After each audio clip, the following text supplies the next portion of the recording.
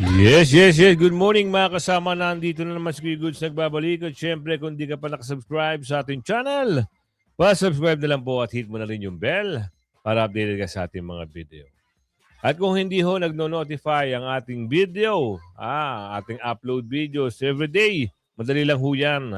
Punta kay YouTube, search nyo po si Kuya Goods at lalabas na po yan. Diyan yung makikita yan sa search bar. O ano yung usapin ngayon? Nangangamba na ba ang ibang kongresista? Marami ho ang umuugong-ugong na hindi rin ligtas ang ibang kongresista, lalo na yung may mga alam sa maanumalyang flood control. Ex-Congressman Depensor sa pagkawala ni Cabral, itong mga taong ito, pagka nawala ay mananahimik ang issue. Nako, maraming lalabas at lalabas na issue pa sa 2026. Ex-DPWH Sandro Sigat Cabral na isumanong maging Senate witness. O, kita nyo na. Agoy, baka magkakaalaman na talaga. Na ano, Kuya Goods? Baka nakalinyada na para maging Senate witness. At dahil sa maraming nalalaman, nako, hindi malabong mapag-isipan ng ating kababayan na baka alam niyo na karugtong nun, sa utos ng mga malalaking tao na sangkot dito sa anomalyang flood control, baka DILG naming may pagkukulang sa pagsiyasa at pagkamatay ni Cabral. Pagtugis sa mga sangkot sa flood control project sa Davao Occidental nagsimula na. Aba, Davao na. At samantala, si Diskaya ay nasa Cebu na. Bakit? Hindi natin alam kung saan na maikukonekta si Diskaya. Pinakulong nila yung nag-whistleblower, yung mga binanggit na pangalan hanggang ngayon, wala pa rin. The Big Fish, ika nga, wala pa rin. Talagang gusto nilang sapawan ng issue patungkol dito sa flood control. Tumakbo ka lang para magnakaw, yan ang ibabahagi sa atin na isang magaling na national political analyst o vlogger. Vlogger ba? Analyst na, sabihin na natin. At sinungaling talaga ito si Au-Au, no? Dati sabi niya, ang Duterte daw hindi kurakot. Nung natapalan na ng limpak-limpak, marami ng banat kay Tatay Digong, kay Bibi Sara, kay Pulong Duterte. Mamaya abangan nyo kung sino si Au-Au. Ipasok na natin ito. Nangangamba sino? Rosalie, nangangamba ba ang mga kongresista kasunod ng nangyari kay dating DPWH Yusek Cabral? Ella itinuturing na isang key figure o kabilang sa mga pangunahing personalidad sa flood control investigation si dating Public Works and Highways Undersecretary Catalina Cabral. Kaya ayon kay House Deputy Minority Leader at Akbayan Party List Representative Percy Sendanya, nagdudulot ng mga seryosong katanungan ang biglaang pagkamatay ng dating DPWH official. Kabilang na kung sino yung higit na makikinabang sa kanyang pagkasawi. Kasama niya bang mamamatay ang katotohanan o si Cabral ang magiging fall guy o sasalo ng sisi sa matinding corruption scandal? Panawagan ni Congressman Sendanya ang agarang pag-secure sa lahat ng relevant digital records ni Cabral alang-alang sa interes ng integridad ng mga nagpapatuloy na investigasyon, gayon din ang pagtiyak ng pamahalaan sa kaligtasan ng lahat ng testigo, suspect at persons of interest. Hinihikayat ding maibalik sa public funds ang anumang ill-gotten wealth oras na mapatunayan ito. Nagpaabot naman ang kongresista ng pakikiramay sa pamilya ni Cabral. Samantala, nakiramay din ang House Committee on Infrastructure sa mga mahal sa buhay ng yumaong dating DPWH Undersecretary. Panawagan ni House Infracom Co-Chairperson at Bicol Cerro Party List Representative Terry Ridon sa publiko, igalang at ibigay ang panahong ito sa kanyang pamilya. Sa Facebook post naman ni Batangas 1st District Representative Leandro Legarda Leviste, ipinahayag nitong may listahan ng lahat ng proponents ng DPWH insertions sa computer ng yumaong si Cabral.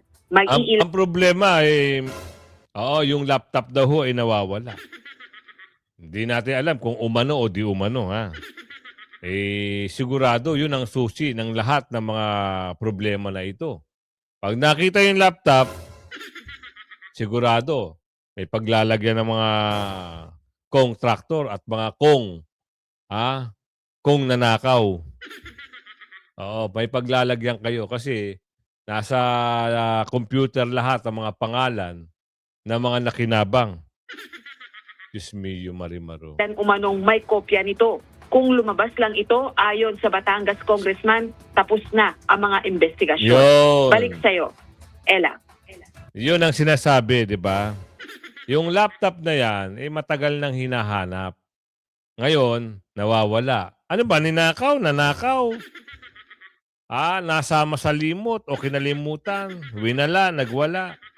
Ano ba ang tunay na naganap dyan sa laptop na yan? Kaya itong magaling na isang former congressman na si Mike Defensor, may alam din ito na alam niya ang mga bagay-bagay na pag lumabas at halimbawa, hindi nangyari yung kay Cabral, alam niya kung ano yung kahinatnan ng mga kontraktor na ito. Ni Bonoan, Executive Secretary Bersamin, Yan, damay-damay Department na. of Budget Secretary Amina Pangandaman, yung 90 na kasama ni Sergeant Gutesa na nagdi-deliver ng pera, at si Paul Estrada at si Mark Texay. Etong mga taong to, delikado. Etong mga taong to, pagka talagang nawala, sabihin na natin yung nangyari sa kanilang, wag naman sana mangyari, pero kung sila'y nawala, katulad ng pagkakawala ni Undersecretary Cabral, matatahimik yung issue. Wala tayong makitang ebidensya.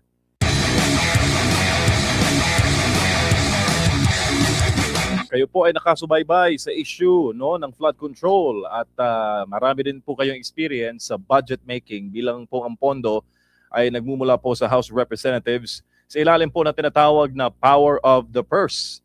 Ano na po, Kong, ang inyo pong assessment lalo pat may namatay na dating Public Works Undersecretary?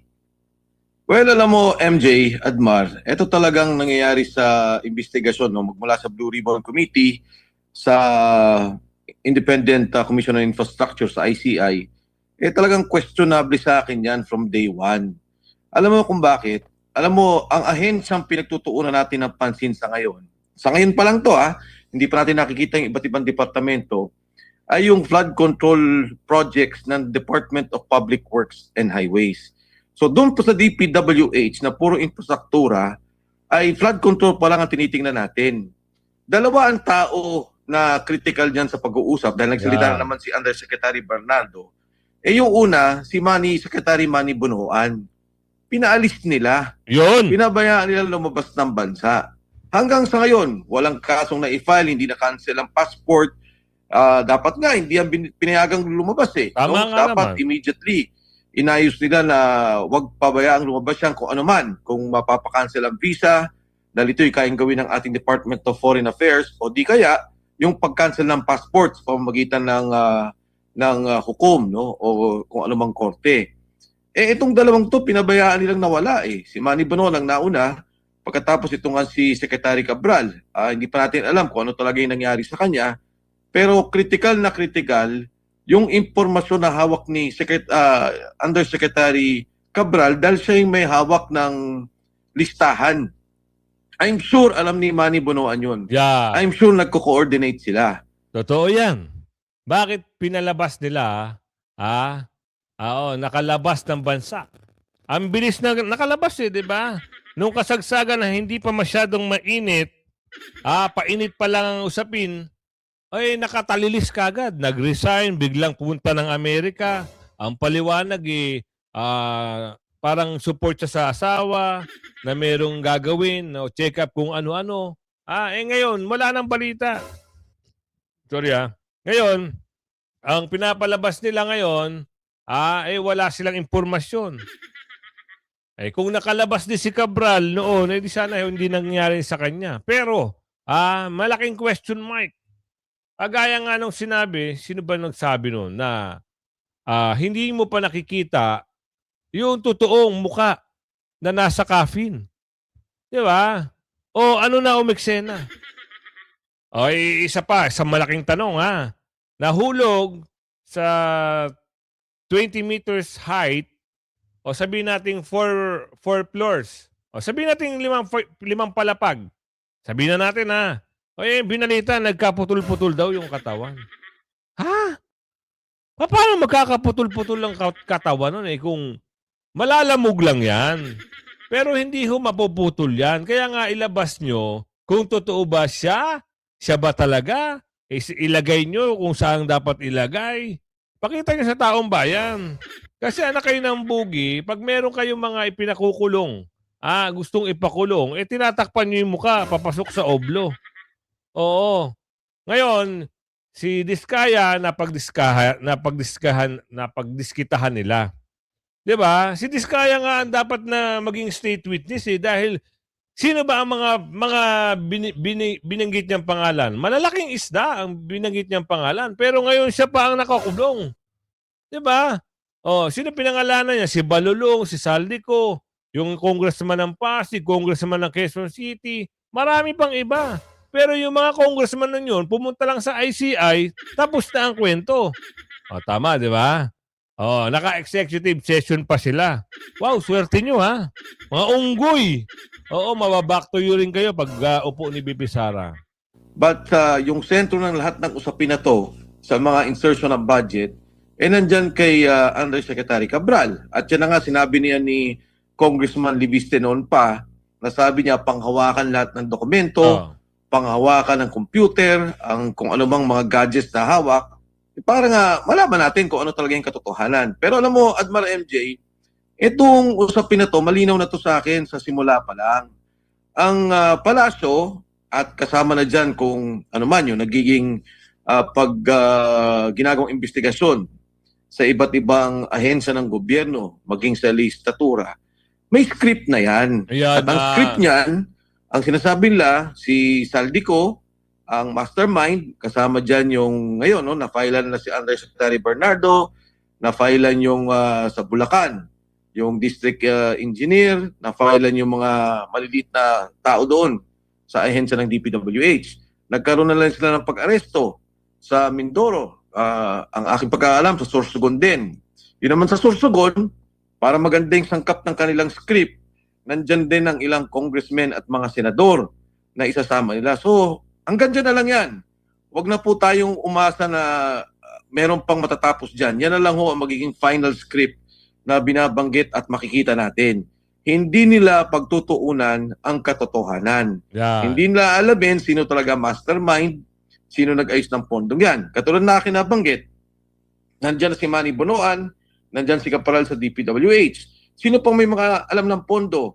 Di ba binanggit na, sabi dati si Traigi Bolaybar at saka si Adrian Bersamin ang kumuha ng pera ayon kay Yusek Bernardo. At sabi nila, yan ay nasa ilalim ng pangunguna ni Executive Secretary Lucas Bersamin at siyempre si Budget Secretary Amina Pangandaman. So, ito ba mga to pinatawag? Inalam ba talaga kung ano yung kaso? Inalam ba talaga sino ang nag-approve ng pagsumite ng budget under the naman, NEP, diba? yung pagbibigay sa Kongreso? At matapos nun, ano yung mga insertion na pumasok? Sila din ang nag-approve ng approve ng budget, di ba? Budget Secretary, Executive Secretary Bersamin, Budget Secretary Pangandaman. At pag nandiyan yung mga budget na yan, yung pag-release ng pondo. Kasi kailangan mong i-release yung pondong yan para magkaroon ng katotohanan na lumabas yung pondo at magawa na yung proyekto kung sino man yung kanilang pinapaboran ng kontraktor. So ito mga to hindi pa rin lumalabas. Ang tagal na lumabas ni Mark Teksay at saka ni John Paul Estrada. Pinatawag ba ng ICI? Pinatawag ba ng Blue Ribbon Committee? Hindi rin. Di ba sila yung nagsasabi na alam nila yung pera kung saan galing, anong proyekto, at sila din yung nagdi-deliver. Kaya nga sinasabi ko, DPWH pa lang eh. Dahil sigurado ko, MJ Admar, hindi lang DPWH ang mga hinabol lang kontrata sa loob ng gobyerno. Kaya itong script na to, sa akin tapos na yan. Hanggang dyan na lang yan. Saldi ko. Kita nyo na. Parang wala nang mangyayari ang usapin. Natatabunan. May pasabog sila na, ito nga nangyari sa ilalim ng tulay. Ano nangyari sa ilalim ng tulay? Merong nadulas. Tumalon. Di umano. Tinulak di umano. Kung ano-ano na lang. Nasa script. Kung susuriin mo, kung ikaw ay mag-a-analyze, hindi pinakita sa media ang muka, Oo, tapos nagkaputol-putol ang katawan. Eh, malay mo ba na kumuha sila sa morgue, itinapon doon, at naputol na yung katawan. At kita nyo naman sa selfie ng driver, ha. Isipin mo, nag-statement siya kahapon, yung vlog natin. Nag-statement siya. Takot sa height si Cabral, pero umupo sa gilid ng tulay. Ngayon, ikaw driver, o driver bodyguard ka, hindi mo naman sinita ang amo mo. Alam mo naman masama yun. Pwede siyang mahulog. Ano, istoryahe?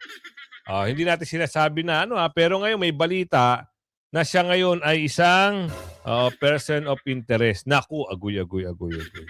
Oo, papasok natin yan mamayang bukas ng mamaya. So, ito namang usapin na ito, papasok sana sa state witness. Senate witness. State witness sa flood control issue. Baka aamin na. Siguro, malamang sa malamang, magsasalita na, magtuturo na. Ano ang kwento? Have an inkling that Secretary Yusek Cabral wanted to be a whistleblower because she gave you some evidence. Yes, I hope I can share that she wanted to be state witness and was, to my knowledge, not being offered to be state witness. Sorry, may you say that again? She wanted to be state witness and she was not being offered to be state witness. She was not being offered. She And if I can- intimated this to you.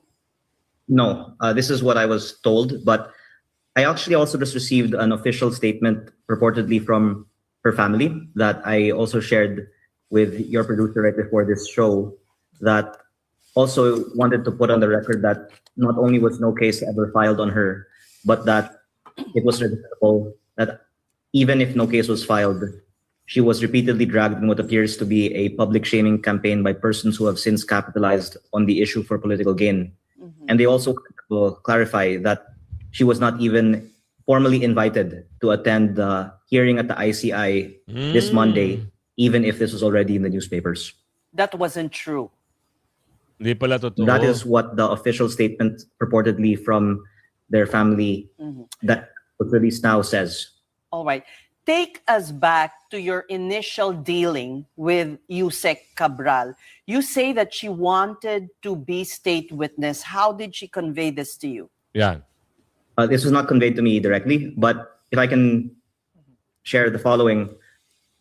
After I met with her and obtained documents on the list of proponents in the DPWH budget, it was conveyed to me that she wanted to share more information.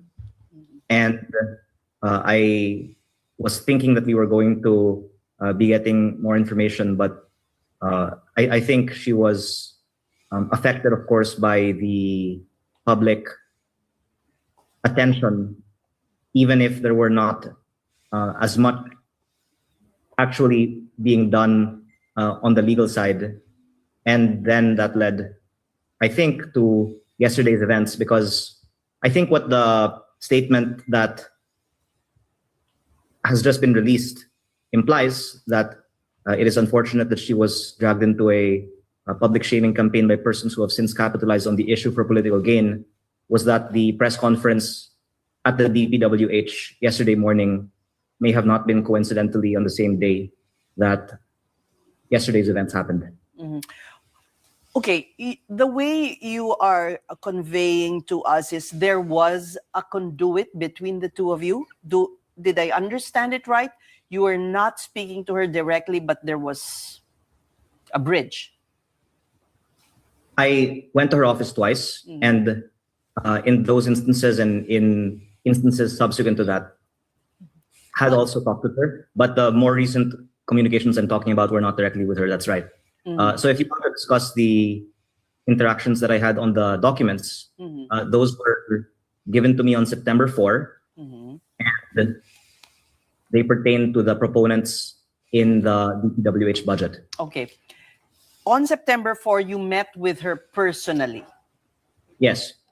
Why was And- okay, go ahead, and- continue. And even after then, she's been attending the hearings in Congress and the Senate, and that's one of the other things that the official statement that was just released wants to make clear that she was cooperating with the investigation, and that's why it's unfortunate that someone who had so much information and could have been a very useful witness was not given the opportunity to share everything that she knew. Yun naman pala. Lumalabas na talagang maraming alam, maraming nalalaman. Siguro baka gusto nyo nang magsiwalat at ito na nga tatakot yung mga magnanakaw ng bayan o yung mga kontraktor at yung mga dorobo, yung mga palaking buhaya.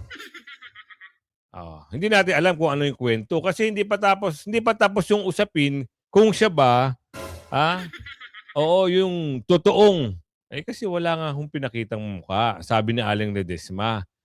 Kinakukonfuse ang tao, ano ba? Siya ba yun? Malaking issue ito, malawak.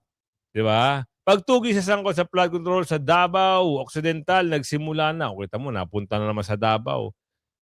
Ano na naman ang papel ng Davao Alamin natin dito. Sino naman ang tutugisin niyo sa Davao? Yes, Leia, go ahead. Magandang tanghali sa iyo, Ella. Nakakalat na nga ngayon ang binuong tracker team ng PNP para sa manhunt operations sa mga sangkot sa Ghost Flood Control Project sa Davao Occidental. Ito'y matapos ngang i-anunsyo ni Pangulong Bongbong Marcos Jr. na inilabas na ng local court ang warrant of arrest sa mga ito. Ayon kay PNP Acting Chief Police Lieutenant General Jose Melencio Nartates Jr., nakikipag-ugnayan na sila sa National Bureau of Investigation para sa pinag-isa at mabilis na operasyon upang maihain ang warrant of arrest laban sa lahat ng sangkot. Kasunod nito, Ella, nanawagan din si Nartates sa mga akusado na tularan ang ginawang pagsuko ni Sara Diskaya sa NBI. Hinimok niya ang mga akusado na voluntaryo na lamang sumuko. Bukod kay Diskaya, sumuko din si Maria Roma Rimando sa Pasig Police noong December 8. Ella? Paano yung mga nababanggit na mga congressman? Bakit hindi sumusuko? 'Di ba? Tutularan daw si Diskaya Si Diskaya nga naging whistleblower. At ang good thing pa kay Diskaya ay talagang sa NBI siya pumunta. Hindi na niya hinintay yung warrant of arrest. Yung sinasabi ng Pangulo na merong the big fish na makukulong bago magpasko. 20 na ho. Walang the big fish na umuugong. Meron kayong panibagong issue na kala nyo naman magte-trending. Pantakip sa flood control ng nagiging problema nyo. Hindi ho. Hindi na kayo paniniwala ng taong bayan. Dahil nakikita at napapanood nila, puro sarswela. Pero inyo, Diskaya lang ang napakulong nila. Si Diskaya ang nagbulgar ng lahat ng baho. Maski yung pinsan niya. Ngayon, nadamay na si Saldico sa usapin, dahil sa pagsisiwalat nito ni Diskaya, nangyari. Di umugo ngayon ang baho nila, mali-maleta. Sino nagsabi? Di si Saldico. Ngayon, inaabangan pa natin yung part 9 ng video ni Saldico kung sino, malamang yung gumawa ng group effort, kaninong eroplano, yun ang aabangan natin. Magandang pelikula yan DILG, namin may pagkukulang sa pagsisiyasat at ni Cabral. Puro Cabral. Dito tayo. Kaya siya tumakbo. Pero ipasok muna natin yung napakasinungaling na tao. Kasi nung panahon niya, ni Tatay Digong, may pag-amin na ito. So, gusto niyang makipag-tie up o gusto niyang maging busy nung panahon na yon. Parang tinabla siya ni Tatay Digong kasi mukhang magnanakaw, mukhang dorobo, mukhang sinungaling, mukhang hindi pagkakatiwalaan. Ano yung sinabi niya noon? Si Duterte, to be fair, hindi naman siya corrupt, Hindi naman pala corrupt. Yan ang pinagsasabi mo na may bilyones na naman na ninakaw si BP Sara, si Tatay Digong, at mga Duterte. Pero ngayon puros Duterte magnanakaw, Duterte maganto, Duterte ganun, Duterte. Lahat na lang ng baho na sinabi mo, kain, suka. Yan na, nababack to you ka na. Diba? Ngayon, ang hirap sa'yo, ipapamukha mo sa taong bayan, may naniniwala pa ba sa'yo? Si Bina iba Iba ito. Iba yung kanyang motivation in life. I believe he wants to be the richest man in the world at the expense of the Filipino nation. Ito yung panahon na gusto niyang makipag alyado kay Tatay Digong. Kaya binabanatan si Binay diyan. Gusto niya maging vice president. Ano nangyari? Pahiya ka na ngayon. Ha? Ang hirap sa inyo kasi. Dahil sa politika talagang gagawa kayo ng mga eksena nyo, no? Hindi na kayo paniniwala, lalo na may mga video pa kayo noon. Na hanggang ngayon, naninira pa rin kayo. Panggulo ng Pilipinas, tumakbo para magnakaw. Agoy. Alin yan? Pasok. He ran to steal from the Filipino people. Kung kaya ito mga na pinapakinggan natin nakakagalit, and for the past 3 years, this is what he's been doing to the Filipino people. Diba? And why is that? Niloloko ang Pilipino, no? Walang kahihiyan itong Marcos administration na ito. If you refuse a hair follicle drug test, it is the same as a positive test and you get fired. Yeah, can you hear me? Okay, loud and clear po. Go. As GMA would say, hi I'm Lorraine. listening to Ronald, to Attorney Topacio, everybody. It's enraging, di ba? Nakakabaliw sa galit. And this is not the first time. It's been the hallmark of the Marcos presidency, yung kabaliwan na ganito, the insanity. Now, because this is an insane president, and we can talk ourselves blue in the face, as I said, no? Yung mga insertions, all of that, all the technicalities, parang we're talking about a Congress that's made of hardened criminals, no? Na inuulit pa, di ba? While this president, his idea of damage control is salita lang, puro salita. And then the most ridiculous things, because if there's anything that's very clear right now, is that Bongbong Marcos did not run to serve.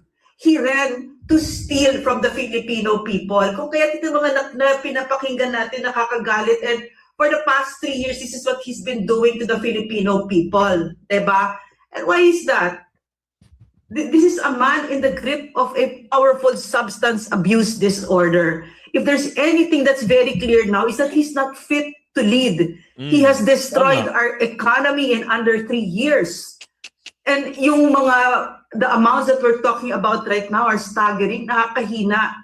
And we know what that means. What those amounts mean, no? Is that yung mga bahay na wash out, yung mga nalunod na mga kababayan natin, yung mga nagugutom. And this is why we need to speak out, because they're not able to speak out, di ba?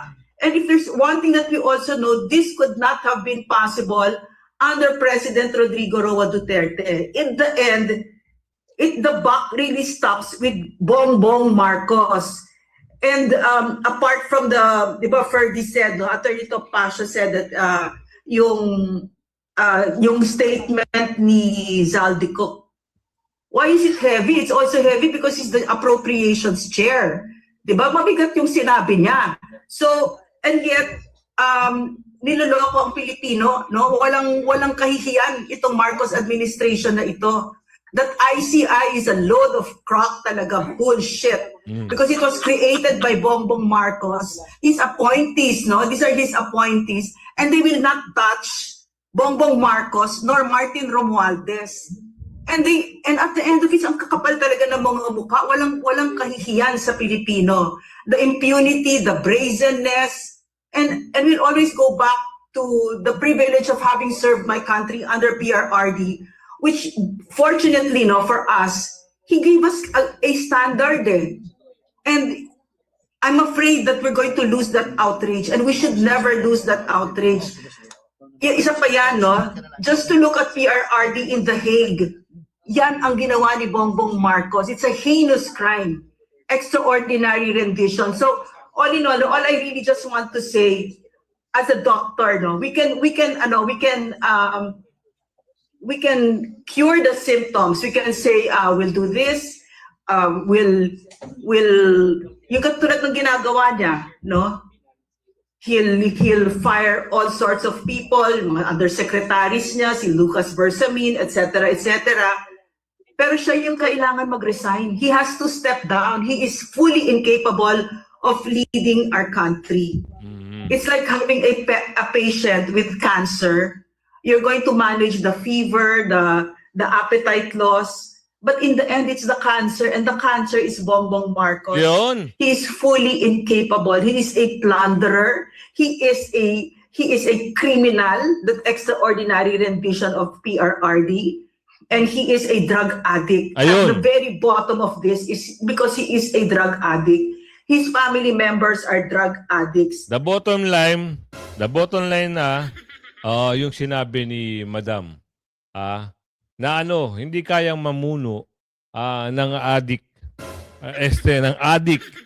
Oo, hindi kayang mamuno. Saan ka ba nakita na matino na addict? Wala. Lahat ng mga pag-iisip lutang. Kaya sabi ko nga sa inyo, lagi kayong susubaybay sa ating channel. At kung bago ka pa lang at bagong pasok, huwag mo kalimutang mag-subscribe at hit mo yung bell button para makapag-subscribe ka. At hit mo yung bell para meron kang notification araw-araw. Yan ang importante. Hanggang sa muli, like and share. Bye-bye!